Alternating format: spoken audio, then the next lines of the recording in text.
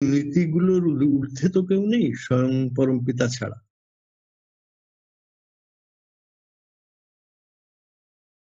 যারা দীক্ষা নেয়নি তারাও হয়তো কোনো না কোনো ভাবে এই নীতিগুলো পালন করে।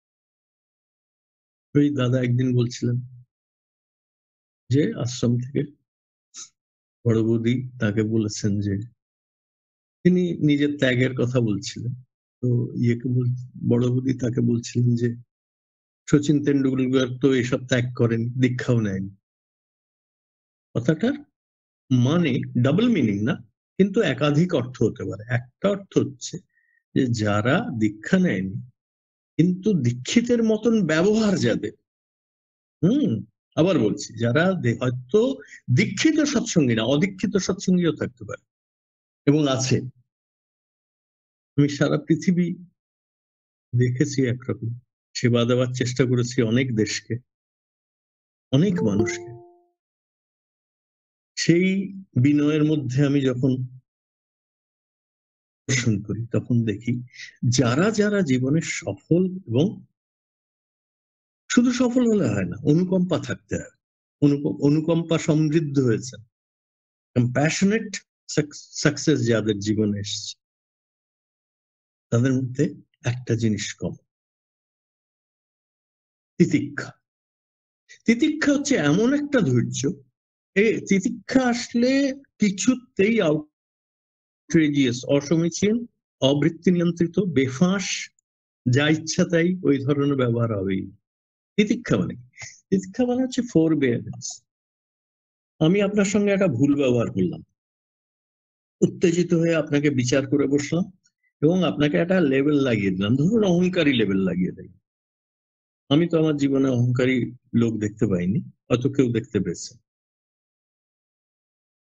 ধরুন অহংকারী আপনার উপর লেভেল লাগে, এবার আপনি ওই চিন্তাটাকে যদি অনায়াসে ওভারকাম করতে পারেন, ওটা একটা লেভেল, এত দূর যদি থাকে, সেলফ রিয়েলাইজেশন থাকে, যদি বিনা কারণে আমাকে ক্ষমা করতে পারেন, আমি ক্ষমা চাইনি কিন্তু, বরং তারপরেও আপনার সঙ্গে হয়তো ওইভাবেই ব্যবহার করছি যেটাকে আপনার অহংকার মনে হচ্ছে, কিন্তু আপনি ক্ষমা করে যাচ্ছেন, অনায়াসে ক্ষমা করতে পারছে, এইটা হচ্ছে তিতিক্ষা।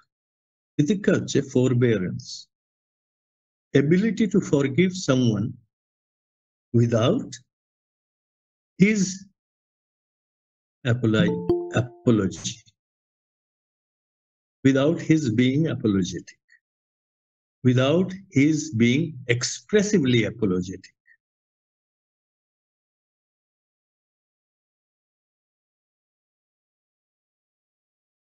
অনেক সময় মানুষের বিবাহিত জীবনে মানুষ এমন একজন সাথী পায় যে খুব সহজ কথায় তাকে একটা খুব সুন্দর ক্লু দিতে পারে। আমার নিজের স্ত্রীর কথা মনে পড়ে, এক সময় আমি যখন তাকে হ্যাঁ এরকম বললে, আমি যাই বলে থাকি তুমি তো ক্ষমা করতে পারো। সারা জীবনের এটা একটা মূলধনের মতো।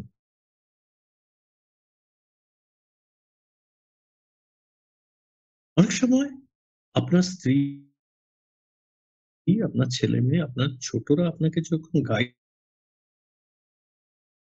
করে, তখন যদি খুব বিনীত হয়ে, খুব অহংশূন্য হয়ে সেটা শ্রবণ করা হয়, হয়তো তার মধ্যে দিয়ে ঠাকুর বলছেন, এটাও অসমীচীন ব্যবহারকে করে, প্রতিরোধ করে বলতে পারেন, প্রিভেন্ট করে, নিরোধ করে। কারণ ব্যবহারের এত গুরুত্ব কেন? ব্যবহারের এত গুরুত্ব এই জন্যে যে যারা চিন্তন মননশীল না, এমনকি একটা পশু,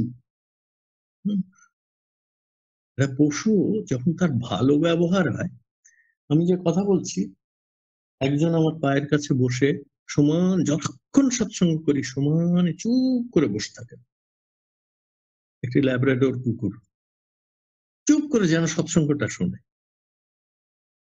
পশুদের মধ্যেও ভালো ব্যবহার আছে দেখবেন, গৃহপালিত পশু, বিশেষ করে গরু এবং কুকুর, এদের মধ্যে ভারতে একটা কুসংস্কার আছে কুকুর সম্বন্ধে, ঠিক আছে, সেটা সেটা এক একটা দেশে এক একটা কুসংস্কার থাকতে পারে। গরু সম্বন্ধে নেই। গরুর ব্যবহার কি সুন্দর, শান্ত, অজটিল, উপকারী ব্যবহার। অনেক সময় চিত্তকে মাত দিতে পারে। একজন খুব সুন্দর চিত্ত, কিন্তু ব্যবহারটা একটু চিড়চিড়ে। ব্যবহারের তিনটে জিনিস অনেক সময় আমাদের ইয়ে করে, উত্তেজিত করে তোলে এবং অসমীচীন বেফাঁস ব্যবহার করায় ইয়ে করে। একটা হচ্ছে যে একটা জিনিসের অ্যাপিয়ারেন্স দেখেই আমরা হয়তো উই জাম্প টু কনক্লুশন। যেসব ভারতীয় আফ্রিকায় থাকেন, তারা আফ্রিকানদের অ্যাপিয়ারেন্স দেখে তাদেরকে একটু ছোট মনে করে, দেখতে কালো, নাকের ফুটো বড়, ইত্যাদি ইত্যাদি। ওইখানে ওই আউটরেজিয়াস বিহেভিয়ার শুরু। আউটরেজিয়াস বিহেভিয়ার যখন সূক্ষ্ম হয়, অন্য মানুষটা ব্যথা পায় বেশি।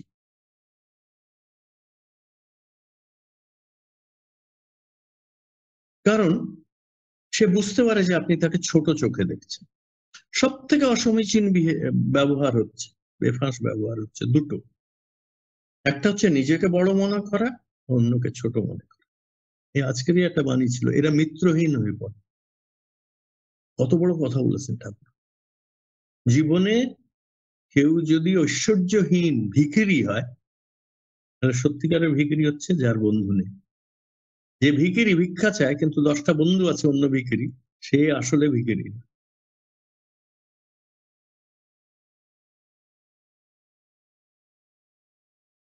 তাহলে এক সেকেন্ড,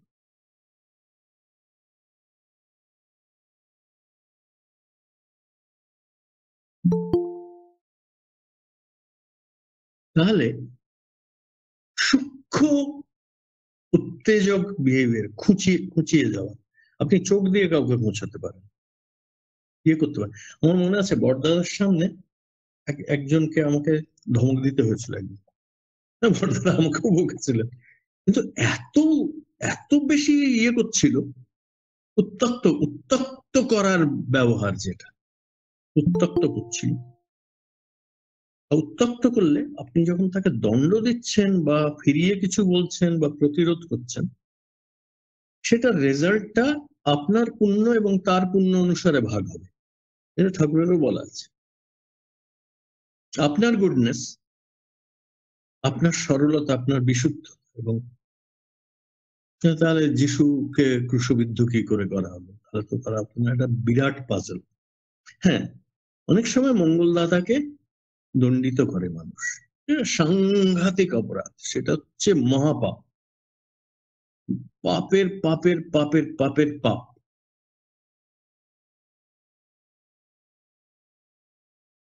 সেই উত্তক্ত করা, সেই আউটরেজিয়াস বিহেভিয়ার, সেটা ভগবানও ক্ষমা করতে পারে, চেয়েও ক্ষমা করতে পারে, ক্রম যারা করেছে।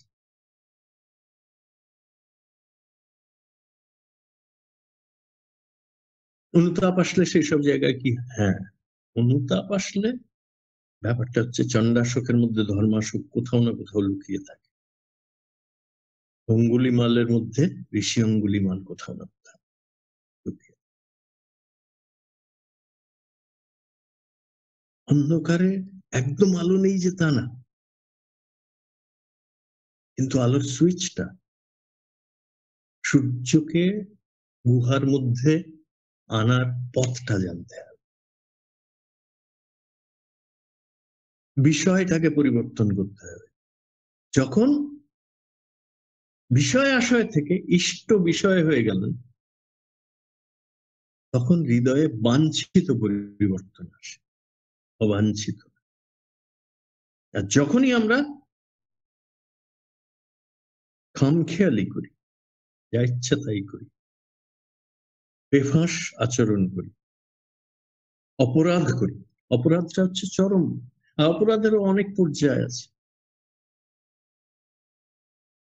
কারো প্রাইভেসি আপনি নষ্ট করছেন, কারো বিশুদ্ধতাকে প্রশ্ন করছেন, সেগুলো সাংঘাতিক অপরাধ। আমার রিসেন্টলি একজনকে করতে হয়েছিল, প্রতিরোধ করতে হয়েছিল। সে স্বামী স্ত্রীর সম্বন্ধ নিয়ে যখন প্রশ্ন করার তার একটা প্রবৃত্তি আছে, এতখানি নিচে নেবেন, ব্রাহ্মণের ছেলে।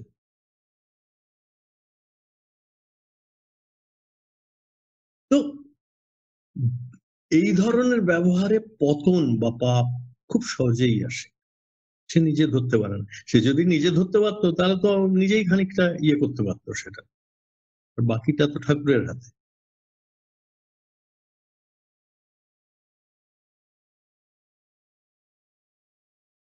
তাহলে প্রবলেমটা হচ্ছে থিঙ্কিং এর কিরকম পরশ্রী কাতরতা, ব্যবহার থিঙ্কিং এর যদি বলি, ব্যবহার যদি বলি, আউটরেজিয়াস বিহেভিয়ার। ঈর্ষা, ক্রোধ। ঈর্ষাটা যেমন অন্যকে আমরা ছোট করতে পারি না, যে বড় আমার থেকে তাকে স্বীকার না করাটা ঈর্ষা। সেখানে হয়তো ছোট করছি না, কিন্তু ঈর্ষান্বিত হচ্ছে। সমাধানটা খুব সোজা, এইটুকু ভাব না, সে তো যোগ্য, সেটা তো আমার থেকেও যোগ্য। অনেকের থাকে নিজের থেকে ভালো কেউ এটা খুঁজে পায়নি এখনো, খুব তারা অভাগা। যারা জীবনে নিজের থেকে ভালো কেউ খুঁজে পায়নি, নিজের থেকে বেশি ইন্টেলিজেন্ট কোনো অন্য মানুষ খুঁজে পায়নি, বা অন্য আদর্শ খুঁজে পায়নি, বা বিশ্ব ব্যবস্থা খুঁজে পায়নি, তাদের মতন অভাগা। তারা হয়তো অনেকে শিক্ষিত, খুবই শিক্ষিত, কিন্তু বড় অভাগা মানুষ। এরা দুঃখকে বহন করে চলে। বুদ্ধ বলছেন দুঃখ একটা বিরাট বড় ভারী ট্রাকের মতো, যাকে একটা মানুষ টানার চেষ্টা করছে। যত বড় বোঝাটা একটা ছোট্ট মানুষ টানার চেষ্টা করছে। আর সুখ কিরকম, শান্তি কিরকম? শান্তি হচ্ছে একটা সহজ ছায়ার মতো, যখন মধ্যাহ্ন গগনে সূর্য থাকে। দেখুন একটা ছোট্ট ছায়ার মতো সাথে সাথে চলে। ছায়াটা এত ছোট যে আপনি খুব ভালো করে লক্ষ্য না করলে, এদিক ওদিক না তাকালে আপনি হয়তো ধরতেও পারবেন না যে there is a shadow.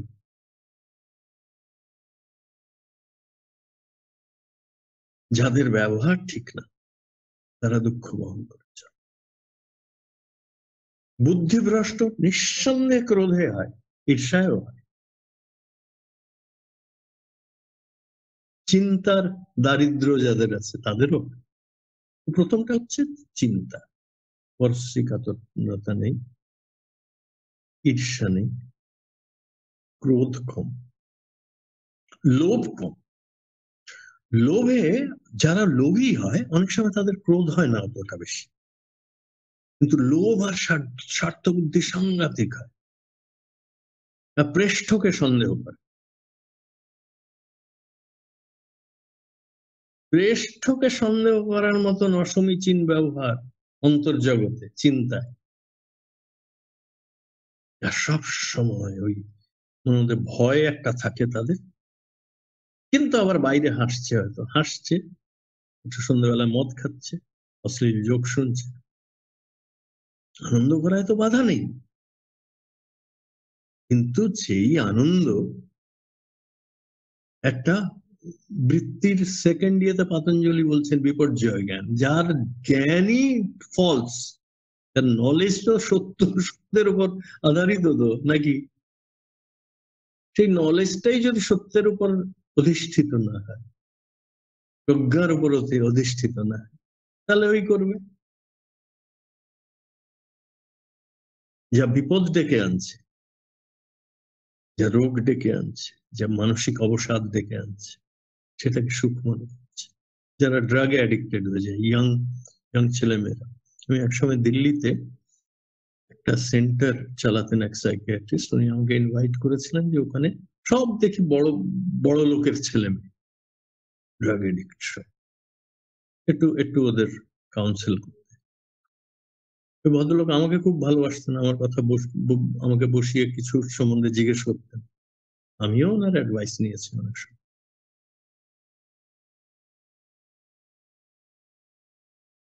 Addicted হয়ে যাওয়া। কারণ সুখের সম্বন্ধে সম্যক ধারণা কারণেই যারা অসমীচীন ব্যবহারে,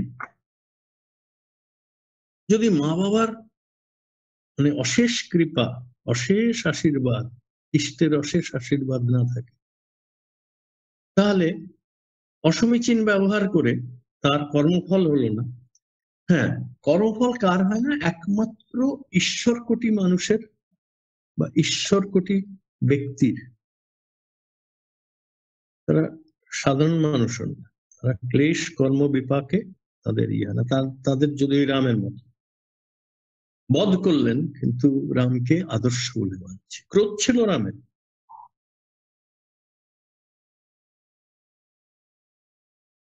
কি সুন্দর ক্রোধ, কি ধর্ম সঙ্গত ক্রোধ। আপনারা একটা ইয়ে শুনেছেন, অহিংসা পরম ধর্ম। আর আমি জানি যে 99% লোক সেটার, আমি যেটা জানি সেটা সেকেন্ড লাইনটা জানেন না। সেকেন্ড লাইনটা বলছি, মজা করে বলছি আর কি, জানেন না ওপর আমার জোর নেই। এটা হচ্ছে অহিংসা, অহিংসা পরমো ধর্ম, ধর্ম হিংসা তথাই বচন। কিন্তু আপনাকে ধর্ম রক্ষা করতে গিয়ে যদি হিংসাকে হিংসা দিয়ে পরাজিত করতে হয়, সো বি ইট। পুরো মহাভারতে তাই বলছেন, কোরআনে তাই বলছেন ঈশ্বর, গীতায় তাই বলছেন। বলার স্টাইলটা আলাদা হতে পারে, তালমুদে তাই বলছেন মোজেস বা ঈশ্বর। যে কোনো ধর্মগ্রন্থ, যে কোনো এথিক্সের বই বলছেন you cannot be weak hearted. যখন ধর্ম রক্ষা করার জন্য, তখন মানুষ প্রাণের পরোয়া করেন, তখন আত্মজ্ঞান ব্রহ্মজ্ঞান খুব কাজে লাগে। মরতে তো সবাইকে হবে, মৃত্যুর পারে কিভাবে যাওয়া যায়? মরে অমর হয় না মানুষ, কত মানুষ শহীদরা তো ওই ক্যাটাগরিতে পড়ে। তবে সত্যিকারের শহীদ হওয়া মানে সারা জীবন ধরে ইষ্টকেন্দ্রিক হয়ে নিঃস্বার্থ হয়ে অন্যের সেবা করা। এটা হচ্ছে সত্যিকারের শহীদত্ব, ভালোবেসে। আপনি দেখবেন যাকে আপনি ভালোবাসেন সে রাগ করুক সেটাও মিষ্টি লাগে, সেটা টেড়া কথা বললে সেটাও ভালো লাগে। কি করে হয় এটা? কি কি কি ম্যাজিক এটা? কারণ সেখানে ওইটা চলে এসছে, বেফাঁস কথার উপরে চলে এসছে সম্বন্ধটা, বেফাঁস চিন্তার উপরে চলে এসছে। তো বেফাঁস চিন্তার কয়েকটা উদাহরণ আমি দিলাম। এবার হচ্ছে বেফাঁস কথা। কথা বলে মানুষ যত বিপদে পড়ে।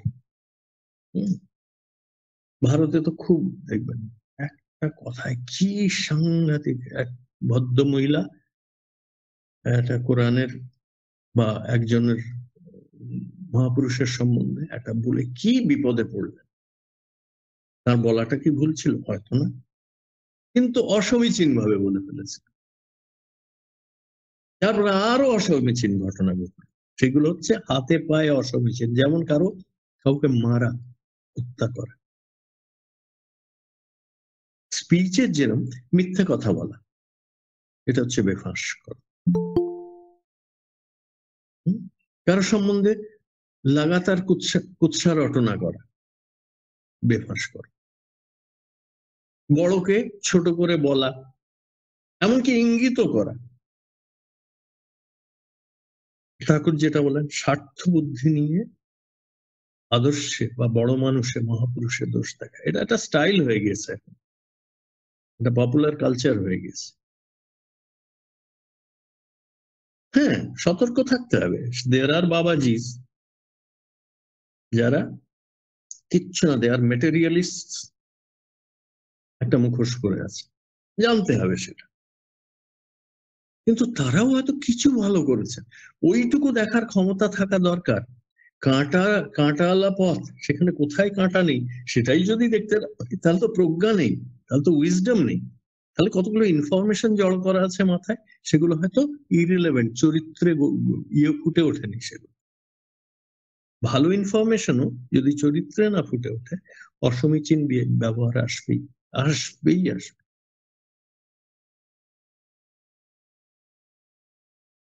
খারাপ ভাবা, অন্যের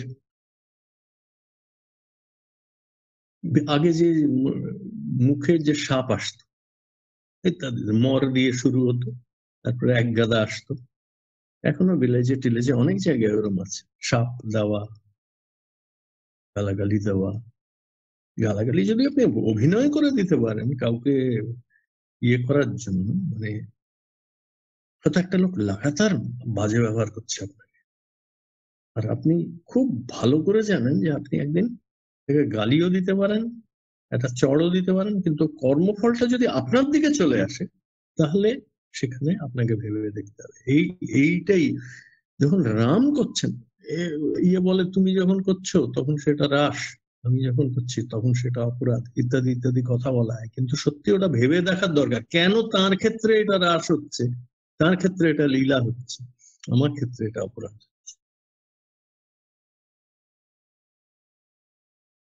আপনি, আপনার কাছে 1 কিলো নুন আছে,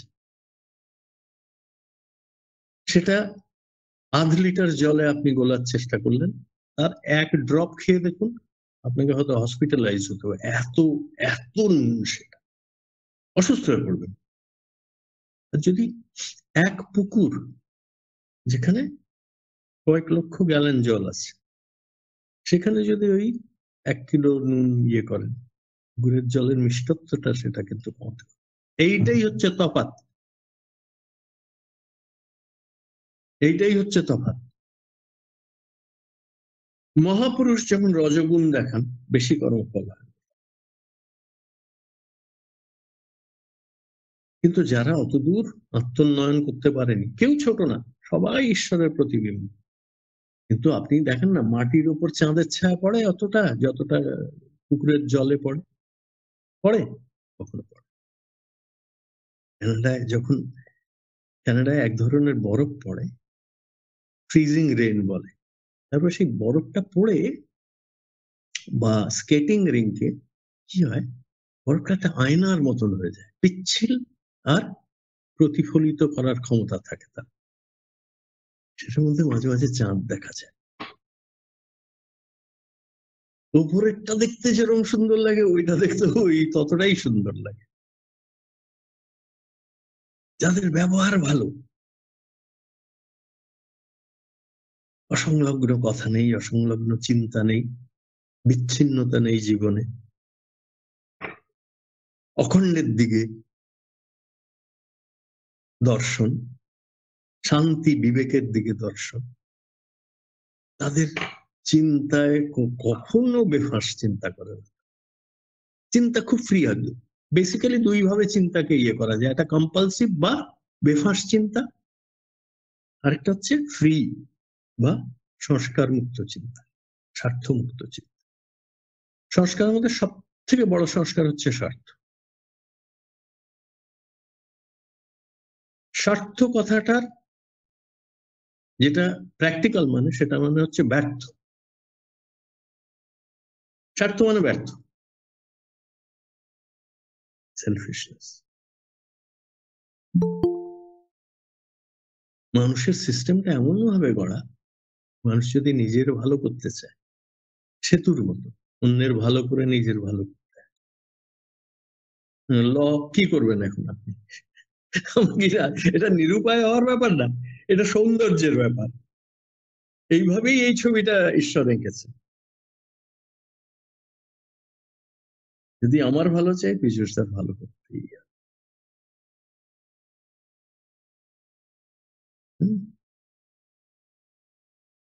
আর যারা আছেন তাদের ভালো করতেই হবে।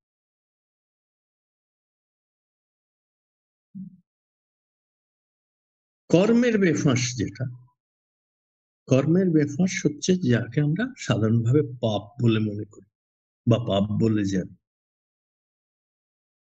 স্পিচের কথার হচ্ছে মিথ্যা কথা বলা, অতি কথা বলা। যারা যাজক তাদের অনেক কথা বলতে হয়। আমার মতো যারা ইউনিভার্সিটির শিক্ষক বা পাবলিক স্পিকিং করি, মোটিভেশনাল স্পিকিং করি, আমাদের কিছুক্ষণ নীরব, আর নীরব মানে তখন নীরব সমাধি যেন হয়, নির্বিচার সমাধি, নির্বিকল্প সমাধি। যদি অতদূর পৌঁছানো যায় খুব ভালো, মনের মধ্যে কোনো আলোড়ন নেই।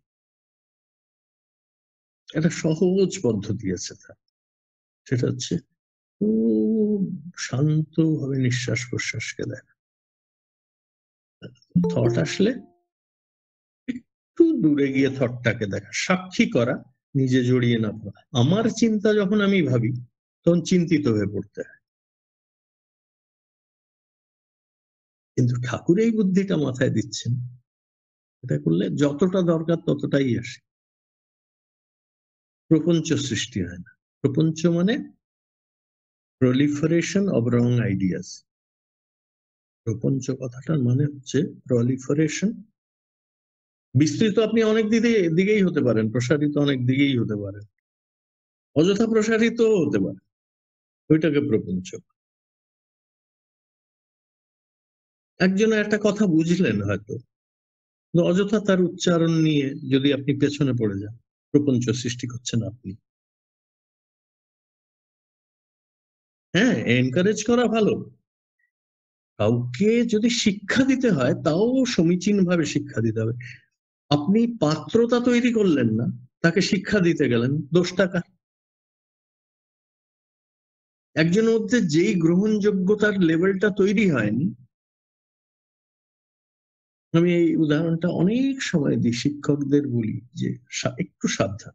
একটা ছোট বাচ্চা আপনার কাছে খুব ভালোবাসে, 4 বছর বয়স, কথাবার্তা খুব পরিষ্কার, খুব বুদ্ধিমান, তাকে কাছে, সে আপনার খুব কাছে আসে, আপনার ছেলে না, তাকে ডেকে আপনি বুকের কাছে নিয়ে বলেন, বাবা শোন, তোর কাছে 4টে আম আছে, আর তার থেকে 6টা আম আমি নিয়ে নিলাম, তোর কাছে কটা আম থাকলো? সরল তো, একবার শুনবে, দুবার শুনবে, 3বার, এবার 4র্থবার আপনার কাছে আসতে ইতস্তত করবে সে। বাচ্চাদের ইতস্ততটা ইগো না, বাচ্চাদের ইতস্ততটা হচ্ছে সুখবোধ হচ্ছে না আর আপনার কাছে, কারণ আপনি এমন একটা লেভেলের প্রশ্ন করেছেন যেটা ওই বয়সে -2 এর থট তাকে না দেওয়াই ভালো। এই, মা খুব ভালো তাই না? মা কিরম ভাবে আদর করে, যখন আদর করে না তখন তোর কি হয়? এইটা বরং অনেক বেশি সমীচীন। তখন ভেবে দেখার বিষয়। চিন্তন মানে হচ্ছে অল্প চিন্তা, গভীর বিশ্বাস এবং প্রজ্ঞা সমন্বিত চিন্তা, ফ্রি থিঙ্কিং। ফ্রি থিঙ্কিং স্পিচেও ইমপ্রুভমেন্ট আনবে, বেফাঁস কথা হবে না, কর্ম তো হবেই না, হবেই না, গ্যারান্টি। গ্যারান্টি, ইষ্টকেন্দ্রিকতা হচ্ছে the only guarantee in life. ভারতের প্রধানমন্ত্রী একটা গ্যারান্টি দেন, ওই গ্যারান্টির থেকেও অনেক অনেক অনেক অনেক অনেক অনেক অনেক অনেক বড় হচ্ছে ইষ্টকেন্দ্রিকতার গ্যারান্টি। অন্য কোনো গ্যারান্টি জীবনের সুখ আর শান্তি গ্যারান্টি দিতে পারে না, তৃপ্তি গ্যারান্টি দিতে পারে না, ইষ্টকেন্দ্রিকতা দেয়। ইষ্টের উপদেশকে একটুখানি নির্বিচার ভাবে নিতে হয়, বেশি অ্যানালিসিস করতে হয়। যা সহজ প্রশ্ন আছে সেটা জিজ্ঞেস করতে হয়, আচার্যকে জিজ্ঞেস করতে পারেন, ঋত্বিককে, বৈজ্ঞানিককে, মনোবৈজ্ঞানিককে, কিন্তু সন্দেহ করার জন্য না। বিশেষ করে সিনিক্যাল ডাউট হচ্ছে যেই ডাউটটার কোনো মাথা মুন্ডু হয় না, মাথায় এসছে। যদি স্কেপটিক্যাল লজিক্যাল ডাউট হয় সেটা জিজ্ঞেস করা আমার মনে হয় না অতটা খারাপ। হেলদি যদি ডাউটটা হয়, প্রশ্ন, আমার অনেক প্রশ্ন, আমি যাদেরকে করি ঠাকুর সম্বন্ধে, যারা কানাডায় আছেন, অনেকে অনেক রকম প্রশ্ন করেন,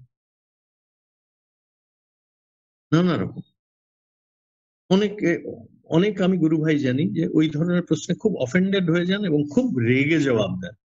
আমার মনে হয় রেগে জবাব দেওয়ার চাইতে একটা দৃঢ় জবাব কিন্তু খুব মিষ্টি করে দেওয়াটা অনেক বেশি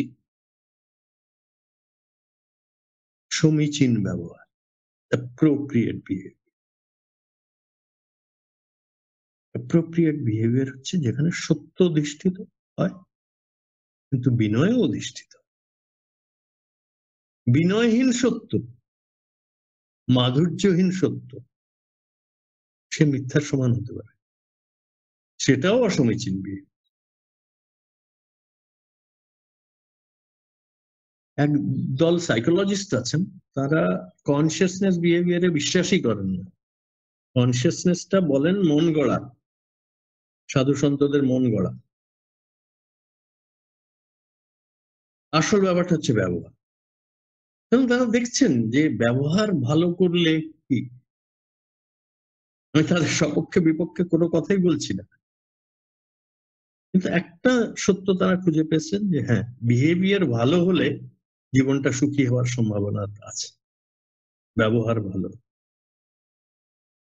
আর ব্যবহার ৩ প্রকারের। মানসিক ব্যবহার সবথেকে ইম্পর্টেন্ট। এই আজকের একটা বাণীতে ছিল। এমনকি সেটা রোগও ডেকে আনতে পারে যদি মানসিক ব্যবহার ঠিক না থাকে। আর যদি মানসিক ব্যবহার ঠিক থাকে, আমার আমার খুব ক্রনিক পেইন আছে সায়াটিকার। কিন্তু আমি দেখেছি আমি যখন নাম করি, সৎসঙ্গ করি, 0 থাকে এখন right now. The pain is 0। পুরো সেন্সেশন আছে। এটা একটা অদ্ভুত ব্যাপার। তারপর যে তৎক্ষণাৎ ফিরে আসে করা তা না। আমি যতক্ষণ সাস্টেইন করি ততক্ষণ ওইটা করে। সবটাই সাইকোসোম্যাটিক না, নট এন্টায়ারলি। কারণ শরীরেরও নিজস্ব কিছু ধর্ম আছে, somewhat independent of the mind, সেটাও মনে রাখতে হয়। একটা জিনিসকে যদি ওভার জেনারেলাইজ করেন তাহলেও আবার সেটা বিপর্যয় জ্ঞান ডেকে আনতে পারে।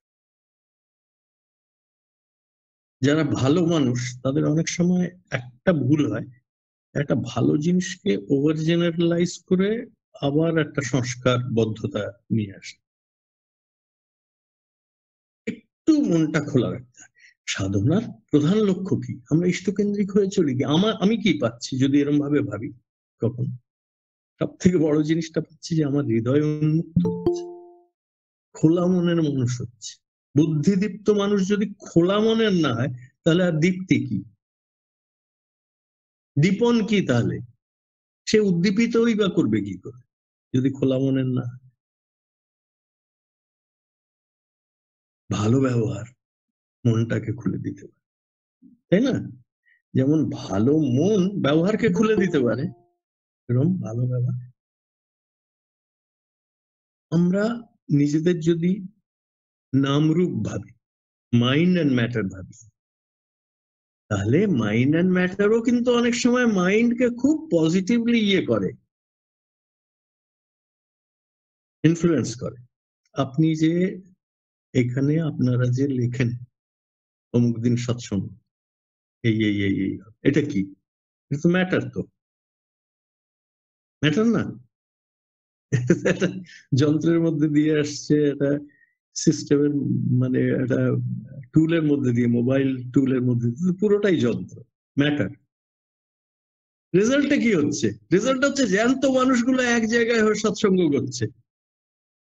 মাইন্ডের উপর কি অসাধারণ এটার প্রভাব।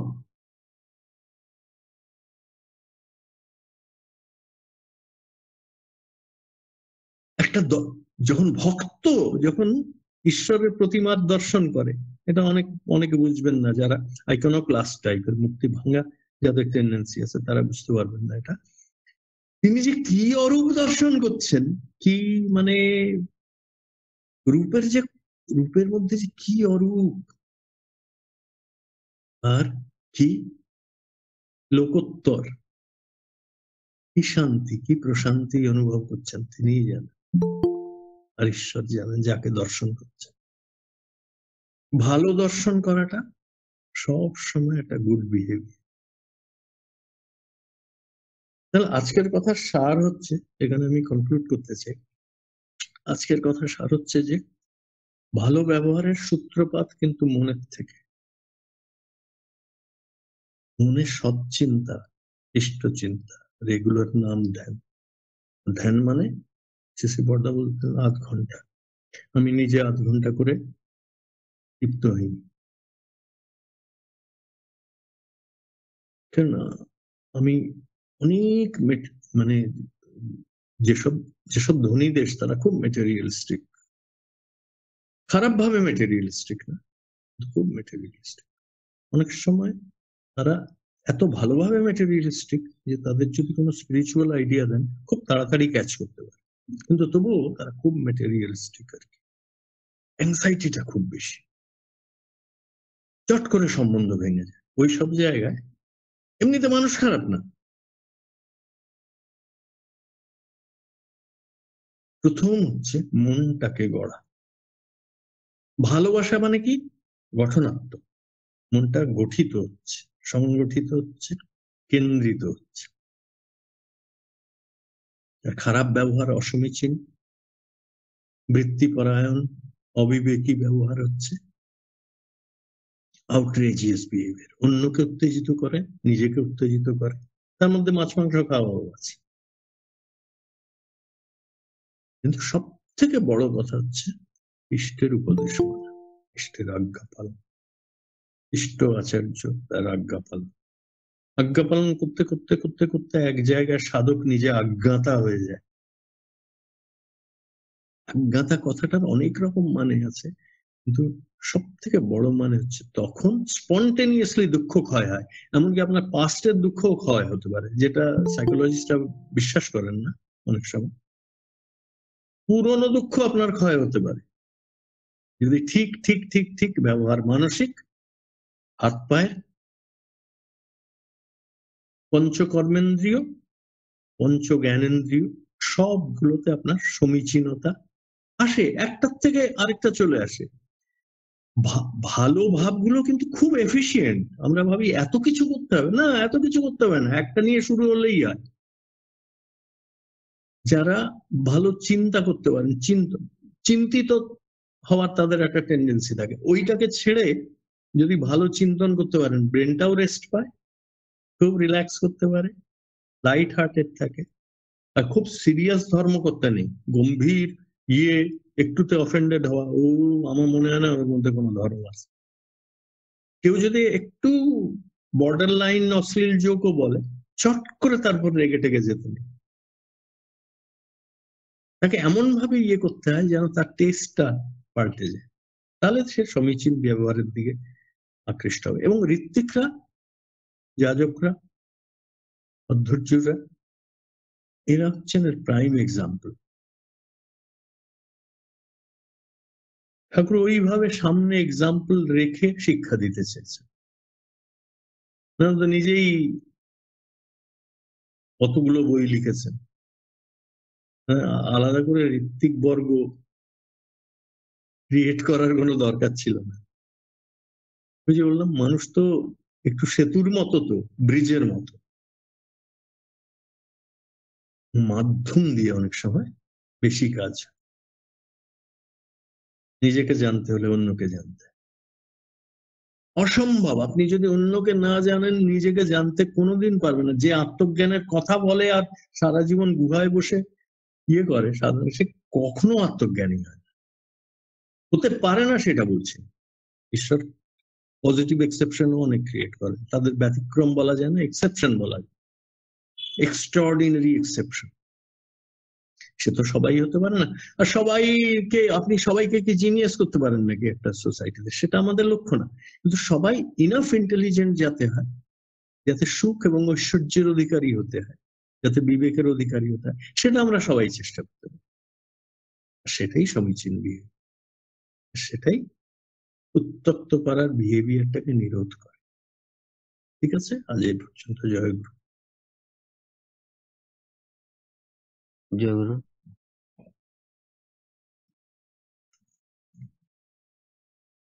অমৃত অমৃত অমৃত কথাটা বলতে অনেক সহজ, কিন্তু অমৃত কি আস্বাদন করাটা সত্যি সাধনা। গত 10ই নভেম্বর 2023 সালে পরম পূজ্যপাদ আচার্যদেব তিনি বললেন, একটা জ্বলন্ত প্রদীপ নিয়ে যেমন নিভে যাওয়া আর একটা প্রদীপকে জ্বালিয়ে দিয়ে একটা জ্বলন্ত প্রদীপ দিয়ে যেমন একটা নিভে যাওয়া আরেকটা প্রদীপকে জ্বালিয়ে দিয়ে তেমনি যাকে ফিরিয়ে আনতে চাইছি আমার প্রেম দিয়ে তার প্রেমটাকে জাগিয়ে দিতে হবে। এক্স্যাক্টলি। তাহলে কতটা প্রাসঙ্গিক আজকে আলোচনা ছিল, যা প্রত্যেকটা লাইন সত্যি যদি বোধে না কিছু থাকে, এটা আমার তো বোধে তেমন আসেনি।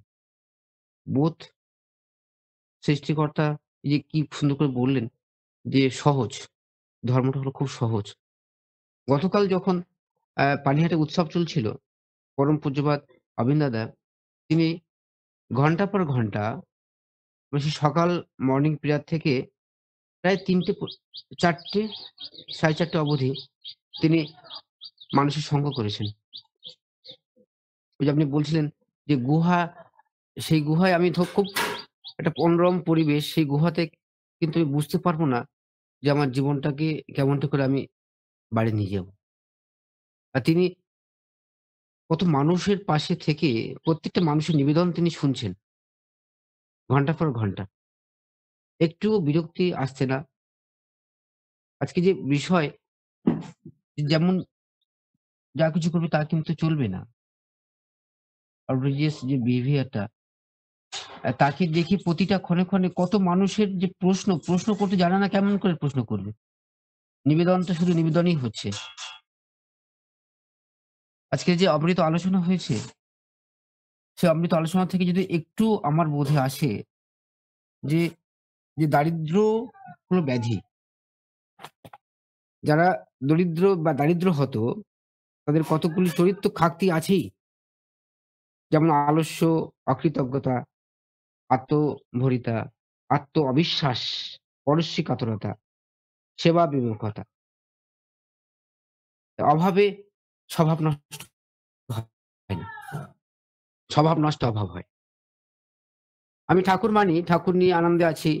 জগতের আরো ৯০ টা লোক এখনো মানে না, ঠাকুর সম্বন্ধে জানে না। তাতে কি আমি জগতের সবার সাথে লাঠালাঠি করতে যাবো? না। আজকের যে বিহেভিয়ারটা আমাদের শিখতে হবে। শশী ঠাকুর যেটা দেখিয়ে গিয়েছেন সারা জীবন, আজ দেখাচ্ছেন আচার্যদেব। বিহেভিয়ার। মন, মনটা কত হ্যাঁ, বিহেভিয়ার যদি এরকম হয় আমাদের, যে আমার নিজের দোষ আমি ডায়াগনোস করি, স্বীকারও করি, অনুতপ্ত, কিন্তু অন্যের দোষটা প্রথমে চোখে পড়ে, আর আমার পূরণকারী ইচ্ছাটা কম। ঈশ্বর মানে কিন্তু খামখেয়ালি ইচ্ছাও ইচ্ছা, আর ঈশ্বর মানে হচ্ছে সর্বকাম ইচ্ছাপূর্ণ মানুষ।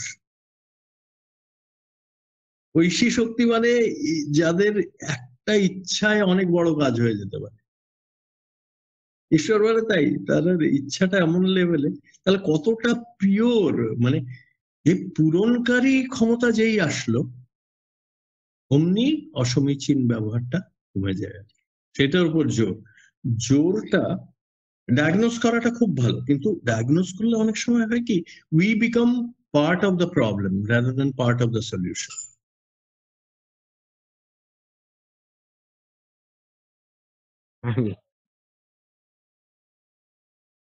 উম তখন তিনি আ আচার্যদেব আ এবারে কনফারেন্সে বললেন যে, "এই সভা দেখলে মনটা ভালো লাগে। ময়দান জুড়ে ঠাকুরের কর্মীরা সব আছে, মন ভরে আছেন। মন তার মন ভরে গিয়েছে। মানুষের ভিড়ের কাছে এই মাঠটা আজ ছোট হয়ে গিয়েছে।" তিনি বলছেন, "আমার মনে হয় কোনদিন হয়তো তেপান্তরের মাঠ লাগবে।" আজকে তিনি কতটা আমাদেরকে প্রেরণা দিচ্ছেন এইভাবে। বিহেভিয়ার শেখাচ্ছেন, ম্যানার্স শেখাচ্ছেন। আজ পরম পূজ্যপাদ অবিন দাদা তিনি গতকাল বলছিলেন, টেস্টিভিটি আমরা কেন করি? প্রশ্ন তো আমাদের